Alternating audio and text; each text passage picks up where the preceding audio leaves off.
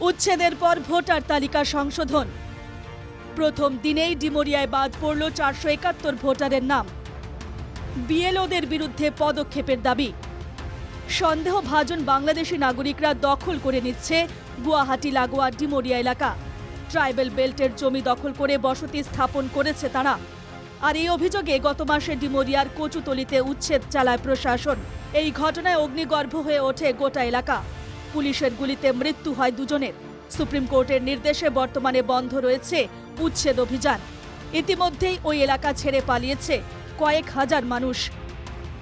বৃহস্পতিবার থেকে শুরু হলো ডিমরিয়ার ভোটার তালিকা সংশোধনের কাজ।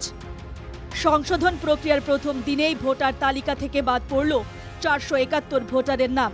কচুতলি অঞ্চলত শেহতীয়া উচ্ছেদ অভিযানত কেইবা হাজাৰ ব্যক্তি ইয়াৰ পৰা আঁতৰাই পঠিওৱা হ'ল। এই লোকসকল বিভিন্ন অঞ্চলৰ পৰা আহি ইয়াত বসবাস কৰিবলৈ লৈছিলে। বিগত প্ৰায় 20 বছৰ ধৰি এই অঞ্চলত এই লোকসকলে আহি ইয়াত বসবাস কৰাৰ ফলত ইয়াৰ জনগাঁথনিত ব্যাপক পৰিৱৰ্তন সংঘটিত হৈছিলে। এই লোকসকলে ইয়াৰ বিভিন্ন আঁচনিৰ সা সুবিধা লাভ কৰিছিলে, ভোটাৰ তালিকাত নাম অন্তৰ্ভুক্ত কৰিছিলে, চৰকাৰী ঘৰ লাভ কৰিছিলে।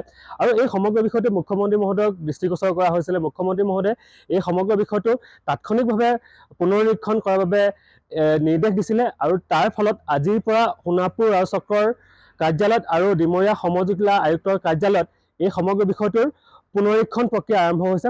আজি পুনৰীক্ষণ প্ৰক্ৰিয়াত এই প্ৰথম পৰ্যায়ত 471 গৰাকী মানুহৰ নাম কৰ্তন কৰা হৈছে ভোটাৰ তালিকাৰ পৰা।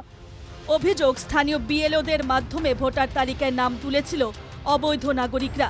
তাই অভিযুক্ত বিএলওদের বিরুদ্ধে কঠোর আইনি পদক্ষেপের দাবি জানিয়েছে ডিমরিয়ার বিভিন্ন দল ও সংগঠন। সোনাপুর থেকে চন্দন মালাকারের রিপোর্ট, এনকেটিভি বাংলা।